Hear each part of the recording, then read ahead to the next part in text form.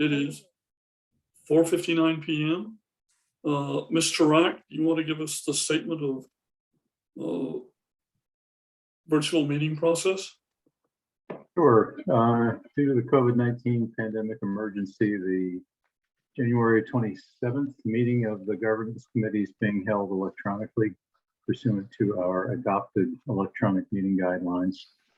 And you guys have all done this before, so I probably don't have to tell you anything on how to participate. Okay, thank you. I'm going to share my screen with the agenda, which is there. If you could take a moment to review this, and then if we could have a motion to approve it.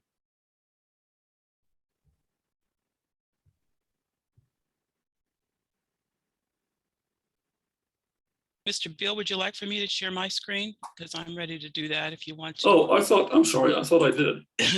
There. Is the agenda up? I think we're on your Twitter feed. Okay. It may be best to let Lorna do the. There it is. Okay. Yeah. Let's switch screens.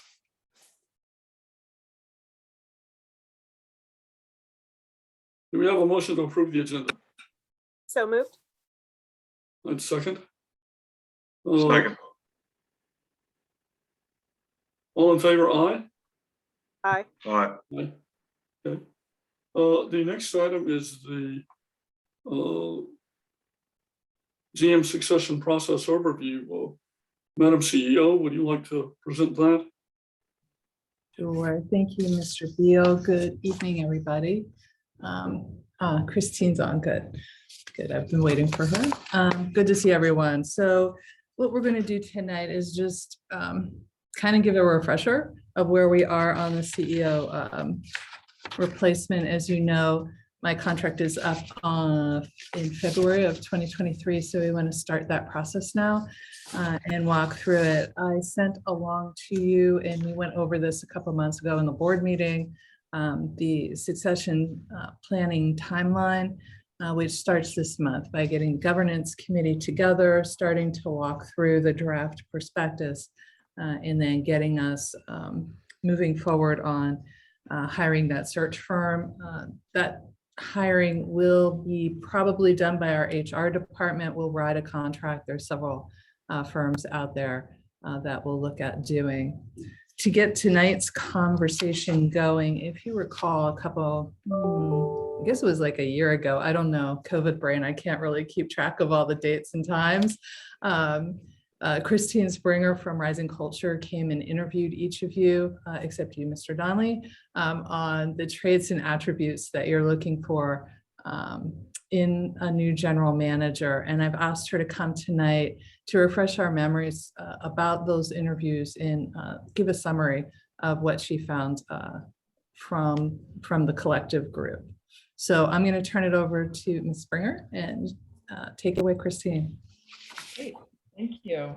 Yeah, it was actually end of May 2020 through end of June 2020. So it was almost 2 years ago. So a refresher is definitely in order. I have a few slides to share with you all. You can see my slides now? Yes. Yes. Okay, awesome. All right. So first, to just give an overview of the process and how we design this, specifically to look at first, what is the anticipated growth of AlexRenew with respect to three key processes or three key parts. And the first is the 2040 vision. The second is the utility of the future and One Water initiatives. So understanding how the organization is going to grow with respect to those initiatives. And then also taking into account the AlexRenew project and how the relationship with the city of Alexandria is going to change and evolve with that. And as you know, I interviewed you all about these things. We were also looking to understand in the context of those those things, how does that inform how the general manager position is going to evolve and what criteria we specifically need to look for in our search? And so the results from the interviews, the key attributes that you all shared were in a couple of categories. And first, we looked at is engineering, an engineering degree, a specific requirement? And you all, the consensus was that it is preferred, but not required. Most of you shared the opinion that the ideal candidate is going to have enough experience in the engineering world to be able to converse with the consultants and vet decisions in very strategic way. Second thing that we looked at were the specific leadership skills that are going to be required. And maybe not over and above, Karen has all of these in spades, but as we're looking at the organization and the growth, what specific attributes do we want to key in on in the search? And the first that came up in all the interviews was someone who was really an innovative thinker, understanding that regulatory requirements are only going to get stricter, and that in light of that, the ideal candidate is going to be able to bring a sense of creativity and that kind of out of the box thinking to that process of figuring out how to basically do more with less. You need to be financially savvy, that, as the business is growing and managing more assets, they need to be very strong in that dimension. And also politically savvy. A number of you mentioned how engaged the community of Alexandria is and how unique it is. And the ideal candidate will be very skilled at building relationships with council and with other city leaders in order to really promote the best outcome for the community and AlexRenew. And along with that, they will be a community influencer. And so other considerations that we looked at as important to include were regulatory awareness because of the very complex local, state, national regulatory compliance restrictions. Also looking at bringing in a candidate who has a strong professional network because we recognize that bringing in relationships within the state, outside of the state, is certainly an asset to AlexRenew and a demonstration of their relationship building skills. And that is it for my piece of the review. So I went through that overview kind of relatively quickly. I'm curious, does anyone have any clarification questions or any additional questions?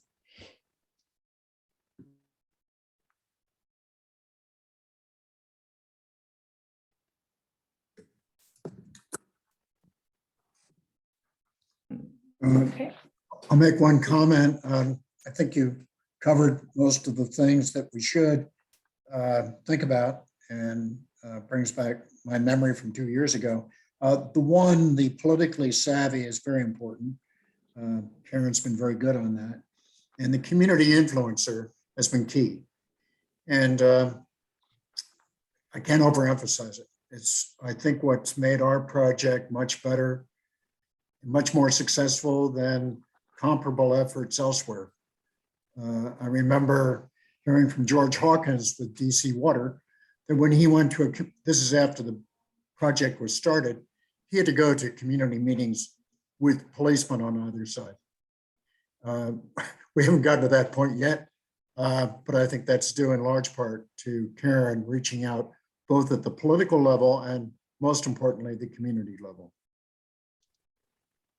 And I've mentioned this before, that we're really looking at someone who can wear a lot of different hats and can fairly quickly become, if not an expert, pretty well acquainted with financial issues and engineering issues and the political atmosphere.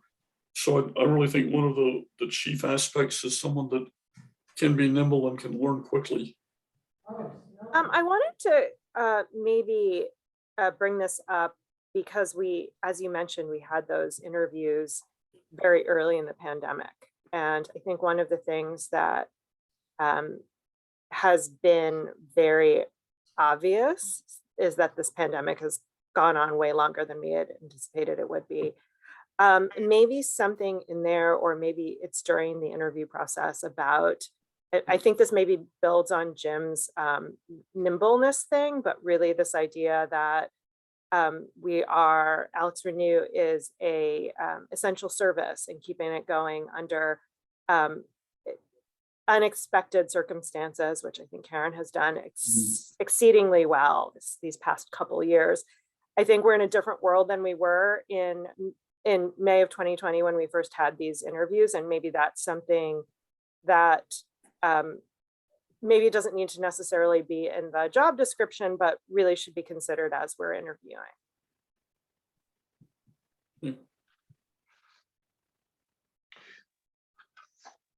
Yeah, I'm sort of new to this process, and so forgive me if I'm jumping in when I shouldn't. And I know that a lot of work's been done, but I in reviewing some of the material that came over, I think Adriana's point is a good one, and I think it gets one of the things that we're asking for is a a written one page or a storytelling, if you will. It's number 5 on the list, and I think that gets to sort of the innovation and the nimbleness, the adaptability of a particular candidate. And so I agree. I think that's an important attribute. And maybe when we actually submit the questionnaire and maybe want to sort of spec up the adaptability aspect or characteristics that we might want to be looking for in a candidate. In response to Bill's comments about politically savvy and innovation, I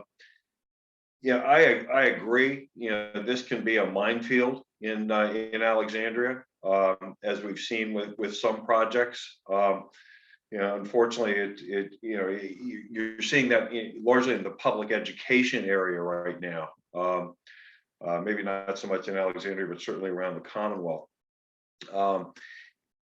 I think it's probably likely that we're going to get somebody who probably might not know a whole lot about the city, or certainly wouldn't have direct experience in the city.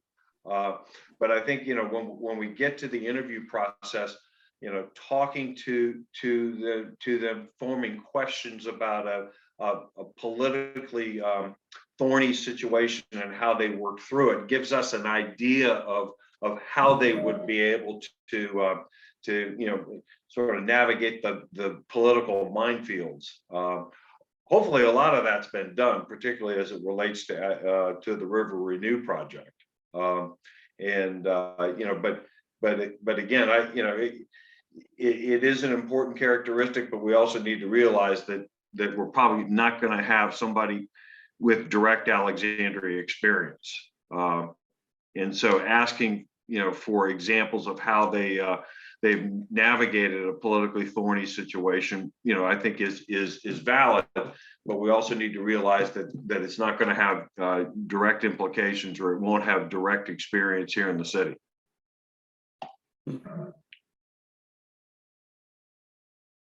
One quick question, and again, I know I'm jumping in a little bit, but we're going to hire a search firm.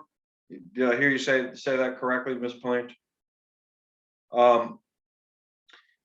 The prospectus that you've developed, and I don't know who did it, but they've done a real good job, and you've done half the job of the search firm already. So in whatever RFP you put out, make sure that you're not getting charged for doing this work already, because this is half their Good job. point. It is Good half point. their job. And so when you put out the RFP, make sure that you put out there, we've already done this. Okay, will do. Yeah. You know, and I'm glad to hear you're going to employ a search firm, because I think that they help you in a number of different areas. I mean, number one, in recruitment. I mean, they have their sort of, oftentimes they have their candidates already lined up, but they also can reach out and uncover, potential candidates that they can then bring forward. They will also do, as part of the recruitment, the initial sort of, prioritization or at least, bring you the cream of the crop, if you will. It's really a question as to how far we want to go in reviewing some of the applications that come in, but they will do a prioritization for you. They will also manage the process, which is very important. A couple things about the process. I mean, number one, they'll make sure that they'll do all the scheduling, and they'll get the nuts and bolts to all of the people who we want to interview. They'll get them all lined up. They will also manage the confidentiality, which is very important, because if we have a process that isn't confidential, we potentially scare away candidates. Because again, you're going to have either strong number ones or strong number twos at other organizations. And if this isn't viewed as a confidential process, they're putting their jobs at risk, because, if they're working at an authority someplace else, and they apply for this job and that gets out, they might have a board that isn't as understanding as we are. And they may be looking for COVID relief payments if we're not careful. So they will manage the confidentiality, and they will. It's also been my experience that they will also assist in the decision-making process. Oftentimes after we finish the interviews, we might be sort of stuck on maybe 2-3 candidates. And they can assist us in our decision-making process, which, we don't want them to make the decision for us, but any assistance that they can provide in terms of helping us arrive at a decision can be helpful, because they've done this before. But again, when you do go out on an RFP, make sure as part of their presentation, they're not going to do a prospectus, because you've already done that. And it's a great job. It's a great document, by the way. Well, I had it, the city manager's job to spin out. So, between that and a good team behind you, it was easy to just take that and use it and enhance it for us. And you bring up some really good points. I know that 15 years ago, when they got me in, the search firm did many of these same things. They also helped prep the board for the interviews. Right. Good. And kind of coach you and give you some questions as well. So between the work Christine has done and then the work that the search firm has done or will do, you can get to those questions, I think, Carrie, that you brought up earlier about how do you dig deep on the key pieces or attributes that you want in the replacement person. So. Yeah, and I know in the city managers, in the 2 city manager searches that I've been involved in, we asked the search firm to draft questions that we would ask all candidates. Couple of things, this is sort of, we are a public authority, and sort of making sure that everybody gets an equal bite at the apple. In other words, they all get to answer the same question is a little bit more important in a public setting than it is with a public entity as opposed to a private setting. Now, that doesn't mean we can't ask follow-up questions or have conversations with clients, but I think it is important that everybody is asked the same question, and that we weigh their responses accordingly, and that way we avoid getting ourselves in trouble. And again, the search firm can help us manage that, and sometimes, I'm not saying this would happen, but sometimes if a question is asked that's a little bit too far afield, they also have a tendency to rope you back in a little bit. And again, there's potential pitfalls there. But whoever did the prospectus, great job. Great job. Bill, Jim, Harry brings up some very good points. The one that's always gotten me with search firms and in the process of hiring somebody, it's absolutely important to keep confidentiality. At the same time, someone has to do some due diligence. And I've seen instances where that was not done adequately. And we found out after the fact, someone was hired, all of a sudden, there was something in their record, something back in the community they came from that we didn't know about. So I don't know if you can put that into the, if that's the responsibility of the search firm or not. Carrie, you've had probably more experience than I. Well, they will do an initial, sort of investigation. They'll do Google searches and check Facebook pages and stuff like that, because that's where you uncover some of that stuff. They'll also check the references. One thing that I think is important, and again, it's sort of up to us, but that would be after, if we arrive at a candidate, asking if we could go to that community and have a talk with some folks. Yep. So that, and again, I mean, sometimes you can, sometimes you can't. But I know that with the city manager search, when we arrived at a candidate, there was a delegation that actually went down and talked to certain community members. Now you're giving up some confidentiality at that point, but it was very insightful to go and talk with some of the stakeholders that had direct working experience with the incumbent. Okay. Sounds good. yeah, Carrie, I like that, but like you said, you give up confidentiality, and I'm not sure. I'd be curious to talk later how that worked in the past. Well, at that point, you're really at a situation where an offer is about ready to be made, and the incumbent usually will then go, in a city manager situation, they may go to their council and say, listen, I want you to know that I've gone and had this interview, and they're going to be contacting you. I'm not saying I'm going to take the job, but I'm exploring this possibility. And that's when the sort of the wizard behind the curtain comes out, if you will. And but again,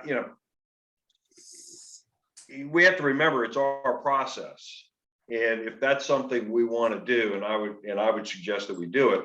We talk with the search firm about when is it appropriate to do it, how is it appropriate to do it. But that's really when I think you're able to go out and actually have conversations with people, as opposed to calling up references and doing reference checks. I mean, everybody's going to give you their best buddy in terms of their references, and oftentimes all you're going to get is just sort of the glowing stuff, as opposed to when you go to a community and you're talking to stakeholders, and it could be just 4 or 5 folks. You might uncover a few things. John, go ahead. Sure, thanks. I just want to build on some of the points that others have made. But let me also say what Carrie said. I thought the prospectus was really a nice piece of work. I mean, I thought it was a really good outline. And just adding on to Christine's points, I think, Christine, if I heard you properly, the technical requirements, the engineering requirements are sort of table stakes. We should have that to be a candidate, but that's probably not going to be the deciding factor, right? I think it's going to be the community leadership and the strategic thinking capabilities that are going to be the distinguishing factor. And just to sort of add on to what Carrie was talking about, I think real experience of the candidate in dealing with a community challenge. I mean, minefields is one word. Dealing with that kind of complexity would be sort of one sort of experience. But there's another kind of political experience that I think will be equally relevant. And that is defining a utility that's going through transition. Because I think this utility over the next 5-10 years is going to transition because of AlexRenew into an entirely different, it has a different role in the community. And I think a candidate's experience in defining a new role for a utility would be very relevant.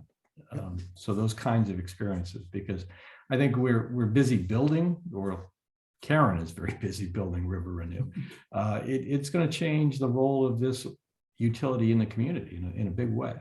And I think we're asking the new CEO to manage that very difficult and important transition.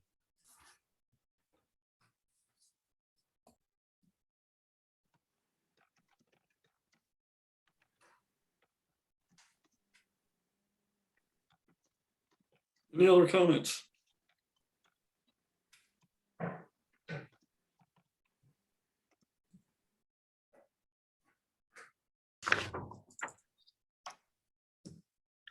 Christine, do you have anything to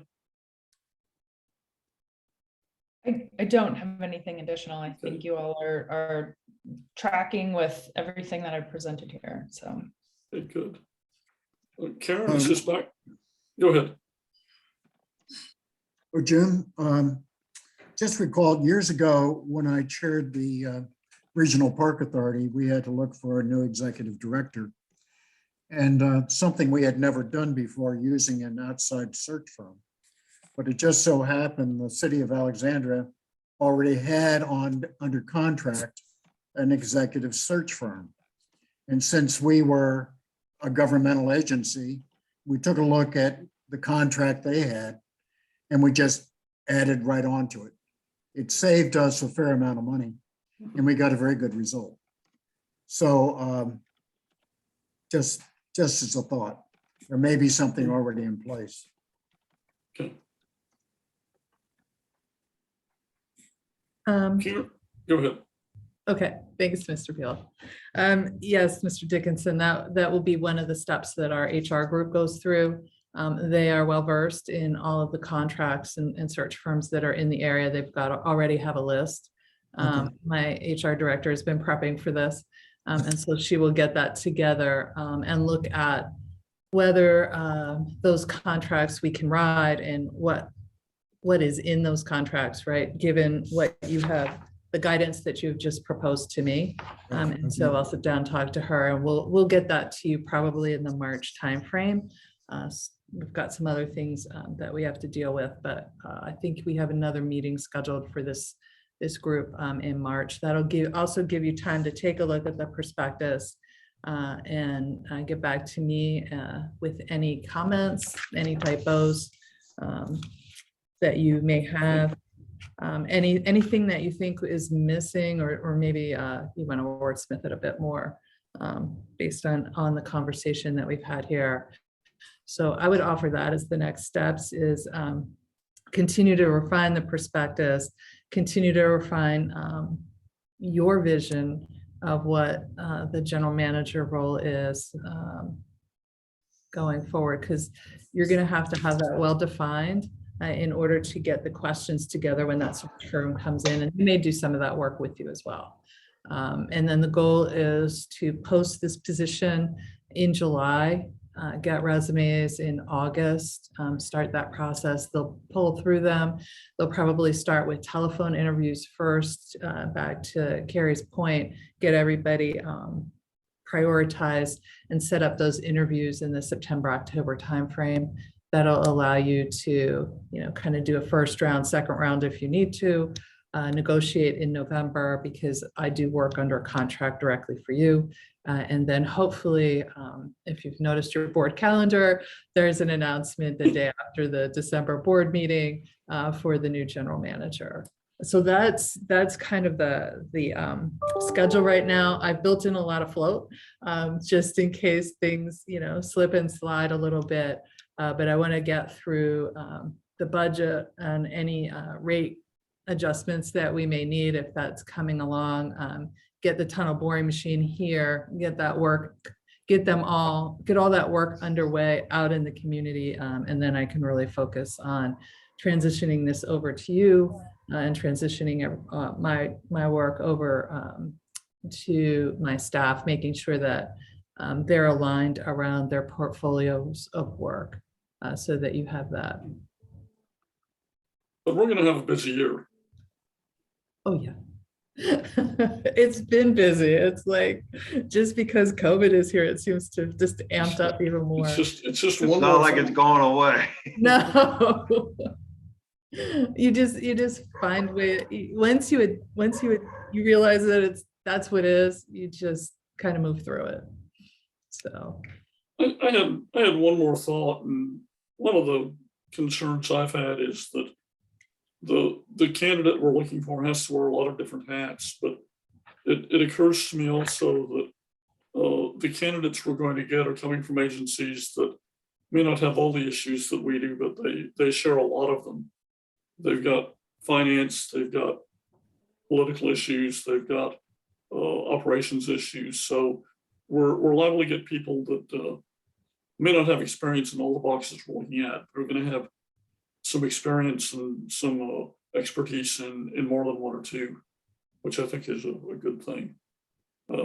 Anyway. yeah, I would, to build on that, the success here is not that you're, a one-trick pony, and you come in with, real kudos in one area, but it's your ability to be a generalist. You have to have dabbled in a lot of different things, and then you have a good board, staff. Mr. Donnelly will volunteer you on all kinds of outside community groups.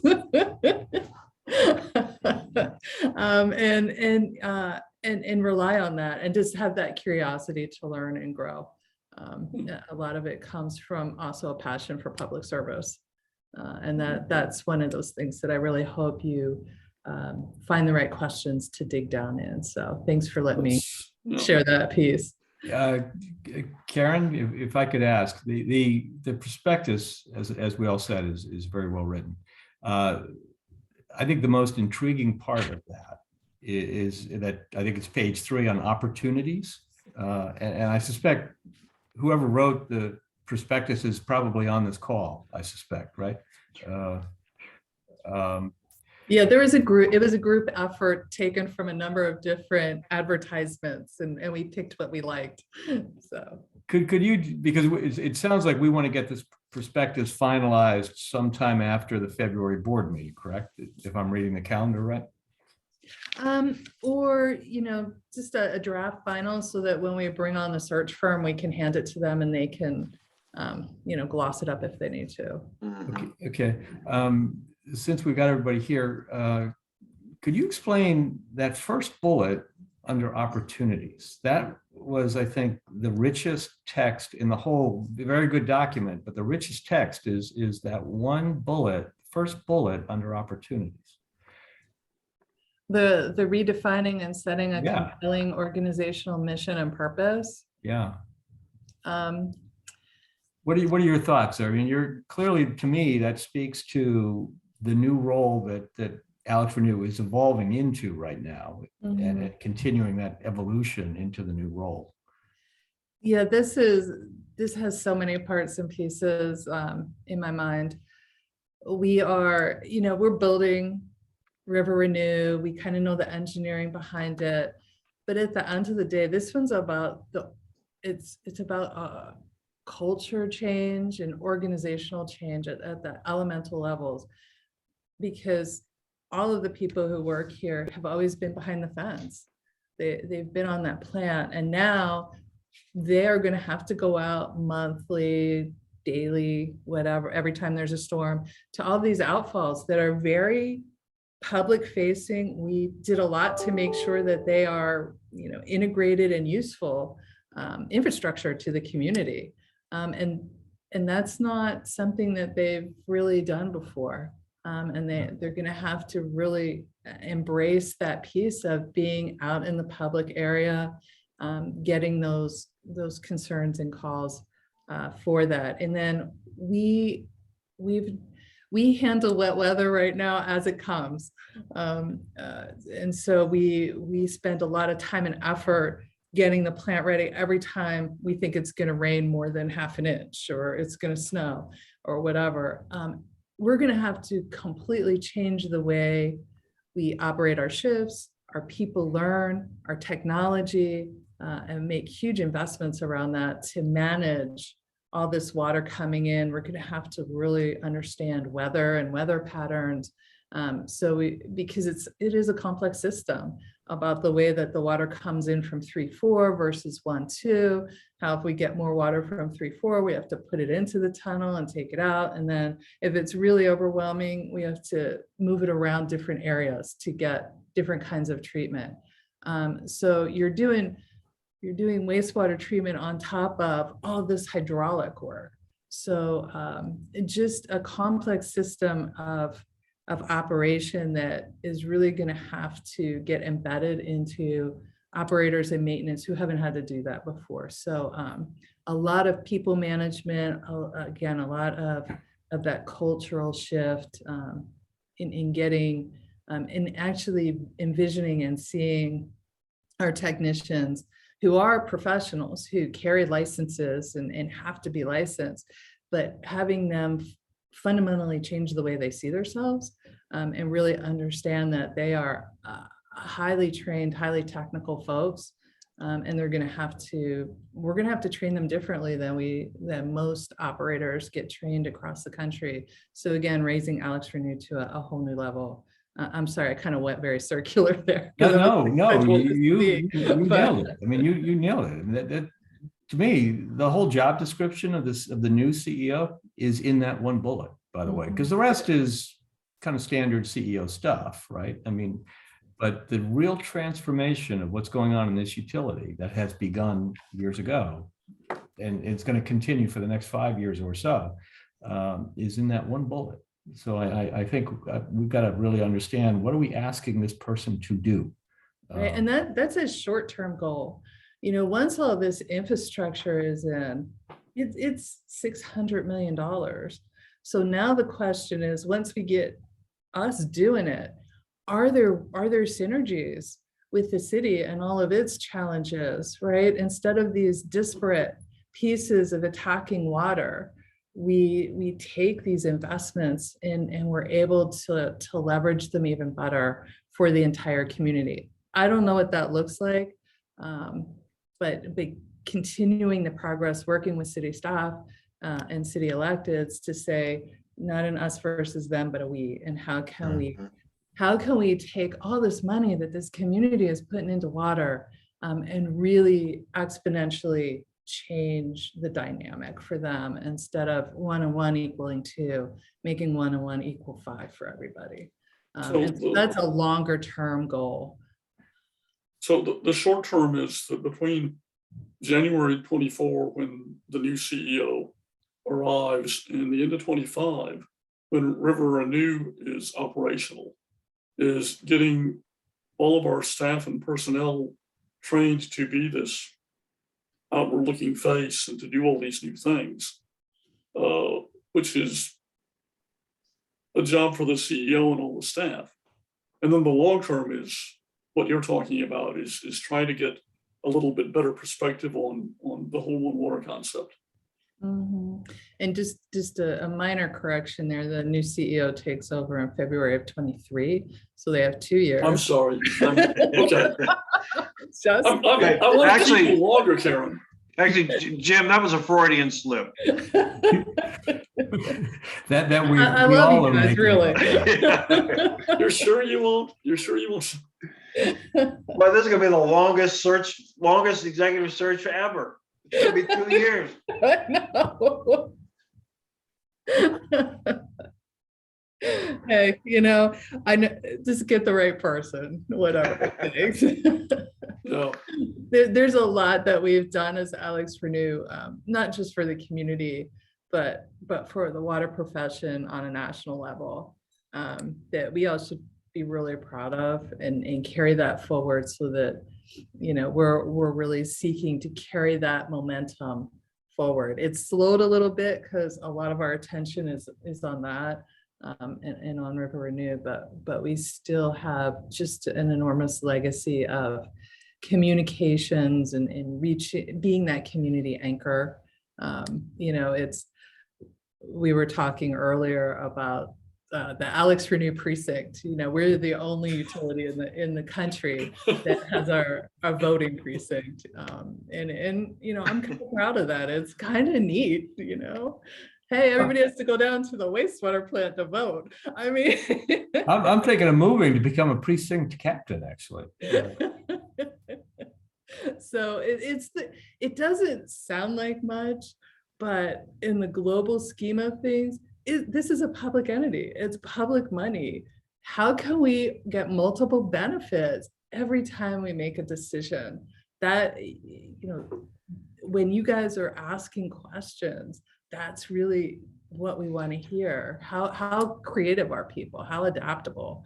And then taking us, integrating in all of this new infrastructure, which will be a bear, and then leveraging it forward.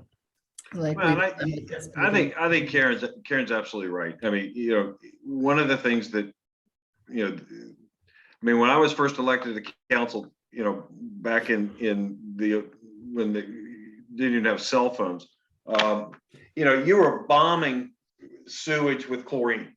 We've come a long way since then.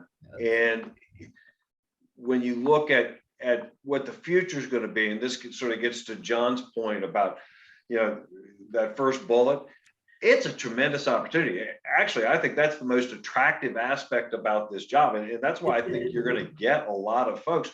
But you know, the organization has to be viewed as not the organization that takes care of wastewater, but the organization that's a community asset.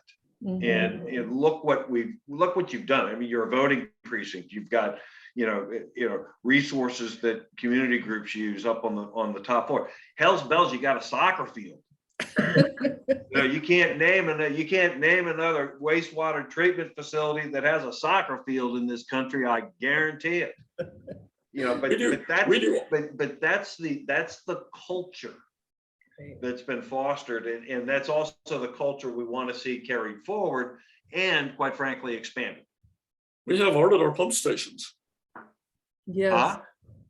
We have art at our pump stations. Now, are you there? I'm not, again.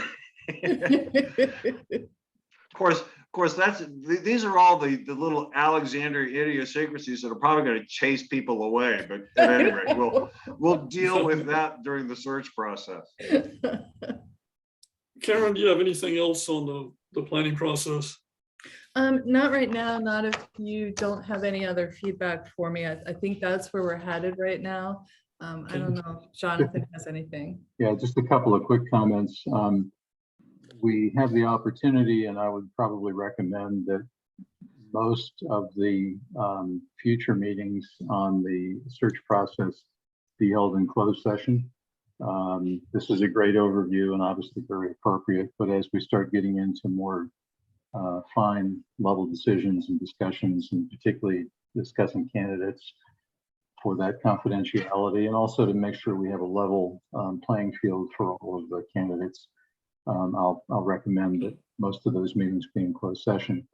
The other observation I'd have, and I've worked with another authority board through two selection processes and termination of the CEO, and I would also be prepared to have the search firm come in with its own ideas about, you know, maybe the schedule will be a little different. Maybe some of the processes would be a little different. So I think we've got a great start, but it may be that once you get that search firm on board, that there's some tweaks to how we go about it. But yeah, I think this is a great start, and look forward to working with you all as you go through this.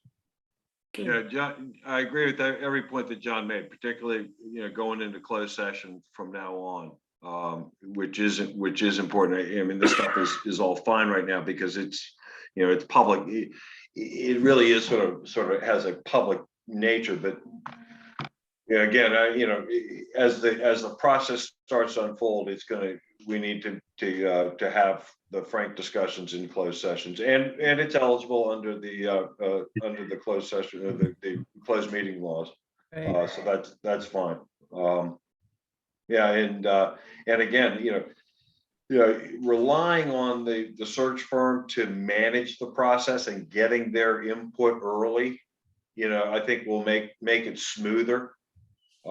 Because that is something that they will do. They will do a lot of the legwork for us that, quite frankly, as a volunteer board, we don't have time to do, nor do we have the expertise. Any other comments? If not, Mr. Rack, I think you're the next item on policy review and update.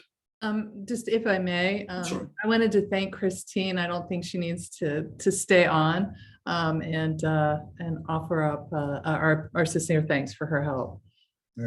Yes, thank you very much. Thank you. You're welcome.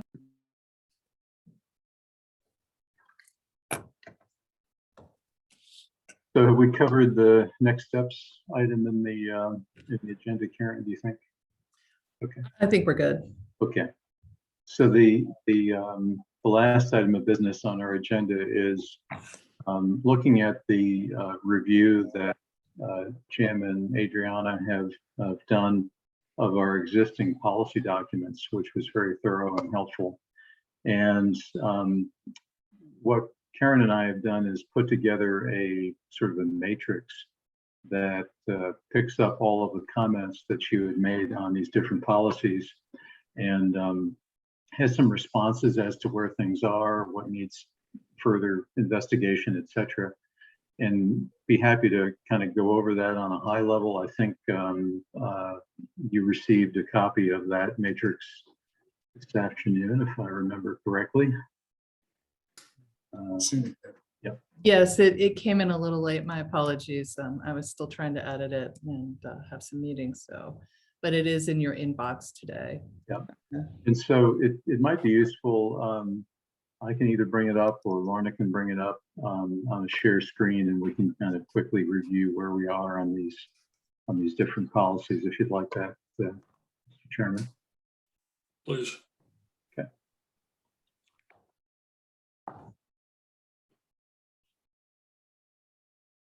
Perfect.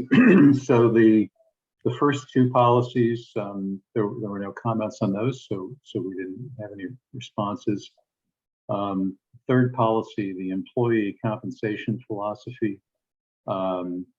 Question was raised about, is there a comparable benefits policy document? And there's not a separate policy for benefits. I think benefits are to some degree addressed. I think as Karen points out, there's a separate staff policy that kind of cascades from the board's philosophy, and we capture some of those items there. And since the CEO really is responsible for the employees of the organization, we think that's an appropriate division. The second comment was, do we comply with the benchmark market study every 2 years? And as Karen has said, yes, we do. And that's noted in the budget presentations. And it sounds like we've already started that process for this year. So that's the employee compensation philosophy policy. Under the board roles and responsibilities, as you pointed out, Jim, that the board chair and the rest of the board members and CEO should also go through this policy, and at perhaps our next board governance meeting, we can kind of collectively get any additional changes. On page 1, there's some reworking that you suggested and Adriana suggested, and we'll incorporate that in a draft to bring to you in April for discussion. And there's another comment on page 1. But I think essentially on this one, we'll make some of those edits that she suggested and distribute it to the board prior to the meeting so you can further consider that one. Under board committee guidelines, there's both a recommendation for the full board to review, I think, and some typos that we have captured from your comments and we'll fix. On the PBEA guidelines, these are pretty well fixed by the language in the statute in the Virginia Code. And we do have an update that we'll bring to the board that incorporates some of the recent changes. We're also recommending a $10,000 fee for the review.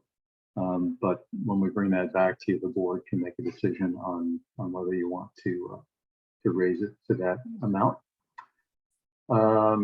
Let's see, the next one is the resolution concerning authority of the CEO. This is the delegation resolution, which we've amended a couple of times.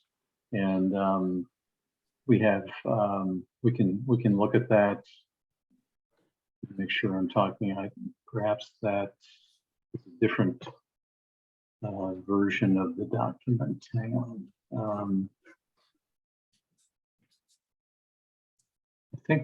I I think think I you missed can go that back one. to page. No, it's not on this document. Oh, It got sorry. overwritten, so my apologies. Okay. It's not on this one. I'll have to update it. No problem. Yeah, we'll, sorry, I'm looking at two different versions at the same time, so I'm getting myself confused. Okay, so we talked about the PPEA guidelines. We'll bring those back with recommended revisions.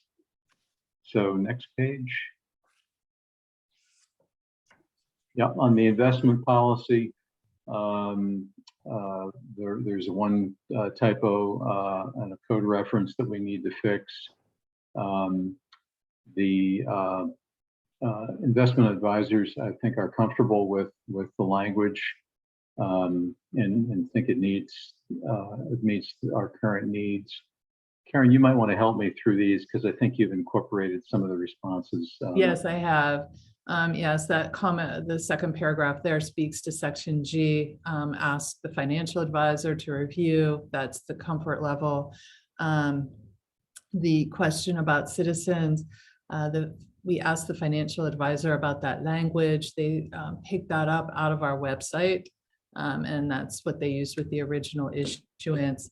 If the board wants to change that language, we're happy to make a shift, or we can wait until the investment policy needs additional updates and update it at that time. There's a question about the contracting of the investment managers, and yes, it has to follow the Virginia Public Procurement Act. And then the last one is the requirement about submitting a quarterly report. The investment advisor does provide quarterly reports to the CFO. We actually take that data at a higher level and present it in the monthly financial reports. It's in one of those last pages. We felt in the past, we've been told that meets the intent of that language. If the board wants to change that, staff is happy to make changes to that. And then on the media relations policy, looks like we're going to have a draft update for you to review probably in May. The procedures for the procurement of construction management and design build are again mostly dictated by the state code. And I think we do have some updates to bring to you with the rest of the policy updates.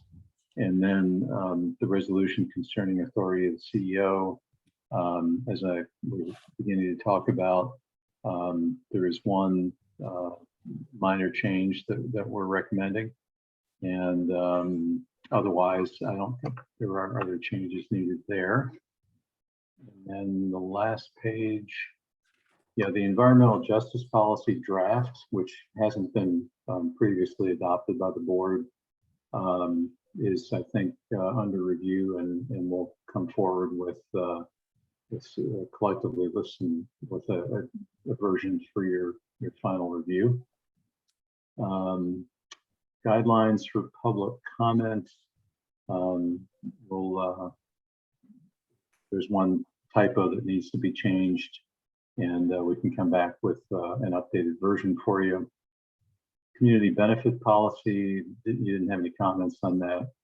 And then for the ethics policy, I'm suggesting that there be some discussion, which we could have here with the governance committee, on whether to expand the policy to specifically deal with nonprofit groups. And then we have, there was a question raised about the attendance requirements and whether we need to update those regarding electronic participation. And my response on that one is that the electronic attendance for all intents and purposes is the same as in person for FOIA. So we don't need to separately address those requirements. But that's a quick summary of the responses. And since Jim and Adriana had raised these questions, please let us know if you think this covers it. Obviously, there are a bunch of these which we'll be bringing back to you in the next few months to get your final okay on.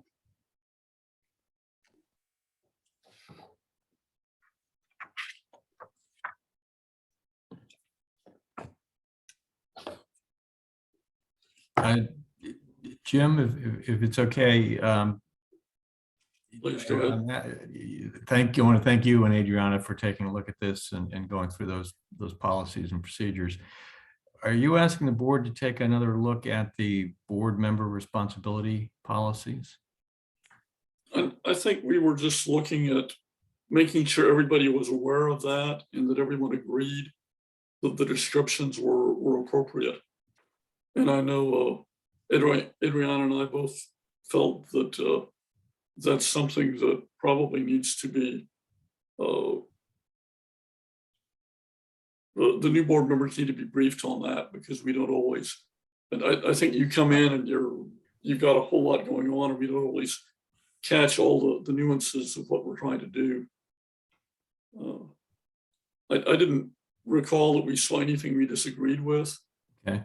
But we just wanted to make sure we hadn't either missed anything or had something there that didn't belong. Okay. Why don't we all do this as board members? Everybody, if you can, over the next couple of weeks, open up your policy book. I know it's in Board Effects, and you might even have a hard copy that we got years ago, and look at the board member responsibilities policies, and suggest any changes or questions to Jim and Adriana. I mean, it's been a while since I've looked at it. I think it's probably time to look at it again. So. And Mr. Chair, if I can offer as well, I did send out a draft onboarding presentation. It's taken from one that we've used before and tried to enhance it based on some of these comments. I would ask that you take a look at that and then Yes, also give me some feedback. I will. thank you. I will. Thank you.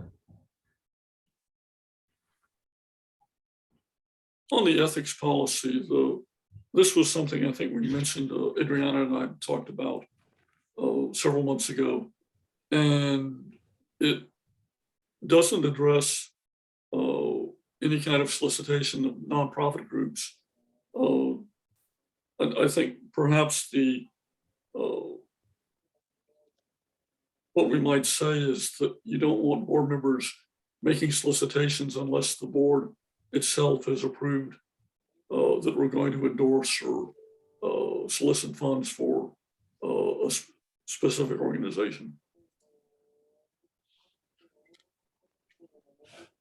Yeah, Jim, is that in the, when you say solicit for an organization, certainly not in the name of AlexRenew. Exactly. But as an individual, citizen, where does that play? That was the intent. You cannot use your position as a board member. Right. You can solicit business in your work outside the board, but And you as a don't wanna be private using- citizen, as a private citizen, but you don't Sure, want to be using your okay. board position. right.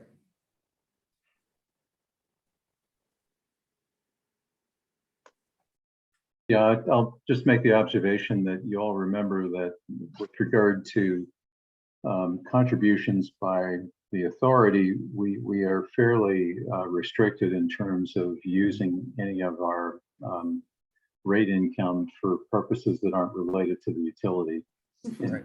we support certain organizations because it's really part of our mission or related to our role within the city, but we're fairly restricted in terms of other contributions to great charities, but if they don't really relate to our utility purpose, we're not allowed to do that.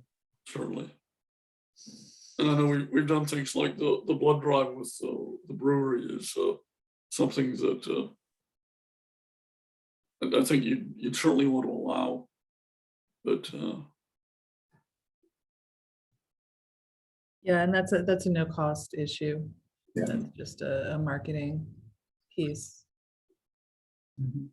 I wonder if I could maybe make some suggestions. I don't know how appropriate this is, but I'm just going to throw it out there for discussion. I came on the board in, January of 2020, and the onboarding process was great, but it was a lot to learn and absorb.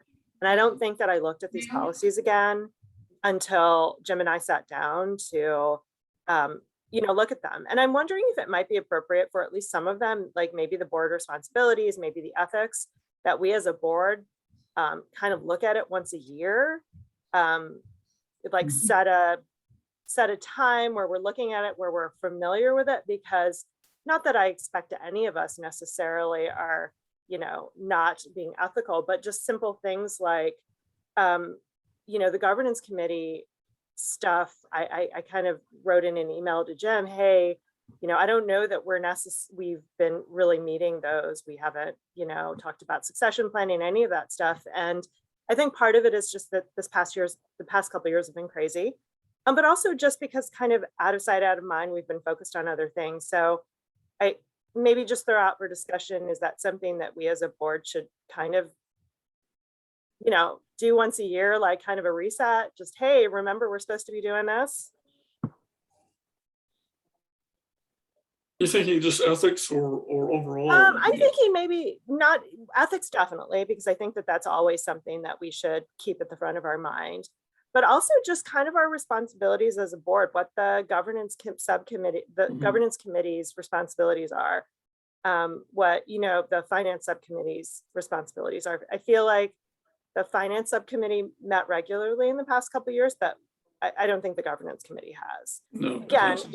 it's been an odd time, and we've been really busy with River Renew, et cetera, but maybe it's time for a little bit of a reset and, make sure that we're meeting all of our responsibilities. Just a thought. Adriana, I think that's a great thought. And I think your assessment is correct too, that, you look at the policies and then you file them away, right? I think because our subcommittees are in fact do include the whole board, it's just the way we operate because the board is so small.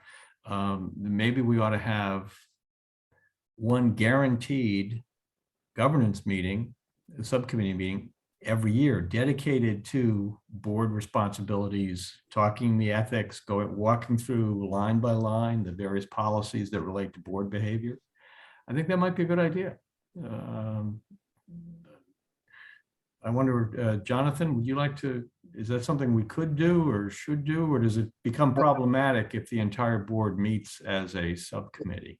So, your committees are defined in terms of their membership, but it's always appropriate and welcome to have the other board members attend them. So that's not an issue. You know, and there's certainly no reason why the board couldn't choose to have this annual kind of check-in or review. You might even want to add that to the board responsibilities policy as annually review this, either at a full board meeting or a committee meeting, whichever you think is more.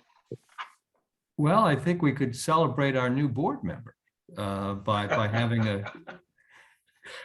a maybe another one, a session like this, and Jonathan, you and the members of the governance committee could help us walk through and really understand and explore the policies that are directly relevant to the board members.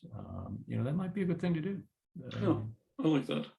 Because I think Adriana brings up a good point. And, you know, particularly if the governance committee either doesn't or hasn't been meeting on a regular basis, you know, you could easily write into the board policy that, you know, the governance committee shall meet at least annually for the purposes of reviewing the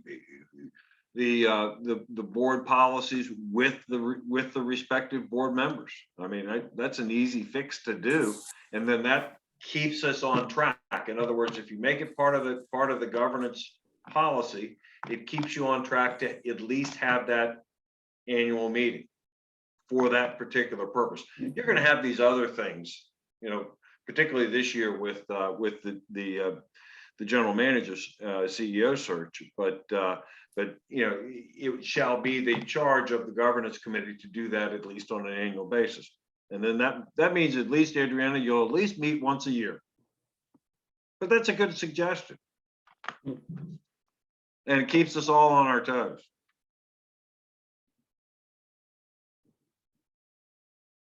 perhaps we have an agenda for the March meeting. Yes, we do.